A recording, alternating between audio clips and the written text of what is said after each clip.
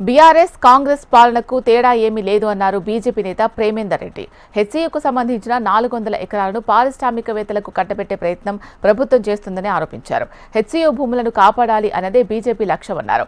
50,000 కోట్ల భూములను అమ్ముకునేందుకు ఈ ప్రభుత్వాన్ని ఎన్నుకున్నారా అని ప్రేమేందర్ రెడ్డి ప్రశ్నించారు. గత ప్రభుత్వం అవినీతి పెరిగిపోయిందని, రాష్ట్రంలో దోపిడీ ఎక్కువైందని, కుటుంబ పరిపాలన జరుగుతుందని ప్రజలు భావించే గత బీఆర్ఎస్ ప్రభుత్వాన్ని దించి కాంగ్రెస్ ప్రభుత్వాన్ని అధికారంలోకి తీసుకొచ్చింది. కానీ కాంగ్రెస్ ప్రభుత్వం కూడా అనతి కాలంలోనే ఆ ప్రభుత్వానికి ఈ ప్రభుత్వానికి ఏమీ తేడా లేదు అనే విధంగా, అంతకంటే ఒక ఆకు ఎక్కువనే చదువుకున్నామనే యొక్క చందంగా ఇవాళ ఈ ప్రభుత్వం యొక్క పరిపాలన కొనసాగుతున్నది.